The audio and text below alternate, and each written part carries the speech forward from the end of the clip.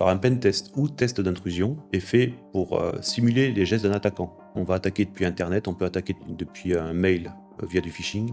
Le but, c'est d'arriver au cœur de l'entreprise. Donc en fait, on va se mettre dans la peau d'un attaquant. Une fois qu'on a fait notre attaque, il y a un rapport qu'on donne au client. Le client le donne à son prestataire informatique pour gommer en fait par où on est passé, fermer les portes. Ça, c'est du pen test humain. Il y a les pen tests via IA, on fera sensiblement la même chose, moins poussé. Mais bon, c'est moins cher. Alors j'ai déjà fait de l'OSINT, Open Source Intelligence, pour aller prendre un maximum de renseignements. Mais avec ces éléments-là, je vais les garder de côté, je vais passer sur du phishing, je vais tester l'intrusion via le firewall, sans souci peut-être des portes ouvertes. Si le pare-feu est étanche, on ne s'attardera pas sur le pare-feu, on s'attardera sur du phishing, souvent ça marche. Parce que du phishing, il suffit d'une personne qui clique, c'est jackpot. Après, une fois qu'on est au cœur de l'entreprise, on rebondit entre les machines. On arrivera sur la machine du DRH qui a tous les lecteurs réseau, on arrivera sur le serveur. S'il n'y a pas de super antivirus, c'est d'autant plus facile. Après, il y a un bon rapport. Alors, il y a des pentests via l'intelligence artificielle aujourd'hui, des IA offensives. On peut s'en servir pour faire du pentest interne dans les entreprises.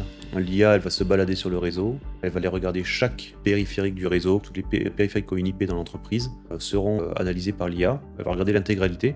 Quand il y a des références, on appelle ça des CVE, quand il y a des exploits à faire, l'IA va aller faire ces exploits-là, va les monter. Elle verra beaucoup de portes ouvertes et fera un rapport à l'issue. Un humain ira beaucoup plus loin, il ira faire des attaques latérales entre les postes. L'IA le fera pas, l'IA n'attaquera pas le serveur Active Directory, l'humain pourra le faire. L'IA a des limites, l'IA on lui pose des limites, l'IA on lui dit tu n'attaques pas un serveur Active Directory parce que c'est quand même sensible. Un humain peut le faire parce qu'un humain, quand il attaque un serveur Active Directory, il saura ce qu'il fait. Donc on va pas mettre à mal le serveur, mais ça n'empêche pas de l'attaquer et de voir par où on peut passer. Le pentest humain sera toujours plus cher. Pourquoi ? Parce que le pentest humain sera sur plusieurs jours. L'IA, elle, ce sera peut-être sur une journée ou deux, mais ça reviendra moins cher. Alors ça dépend de chaque entreprise. Quels sont les budgets de l'entreprise sur la cyber ? L'IA, on peut la programmer, on peut faire autant de pentests internes qu'on veut. Il y a un rapport à chaque fois à l'issue, donc si le prestataire informatique joue le jeu, il pourra gommer à chaque fois et contrôler ce qu'il fait en plus à chaque rapport. Donc ça, faut le faire au long cours, ça coûte pas plus cher. On fait du pentest, c'est le même prix. En revanche, il est nécessaire, et la NIS 2 l'imposera, de quand même faire du pentest humain, moi je dirais, selon le budget de l'entreprise, tous les 6 mois ou tous les ans.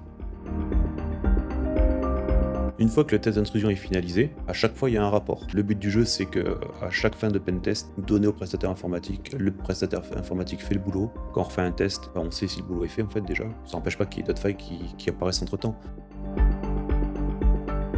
On peut refaire un pentest parce qu'on l'a donné au prestataire informatique. Le prestataire informatique, lui, il fait le boulot. Au pentest suivant, on saura si déjà il a fait le boulot. Ça n'empêche pas qu'il y ait d'autres failles qui apparaissent entre temps. Les failles peuvent apparaître et apparaissent régulièrement. C'est tous les jours. Il y a des CVE qui représentent chaque marque. En faisant des pentests réguliers, on voit si ces CVE sont dans l'entreprise et on les gomme.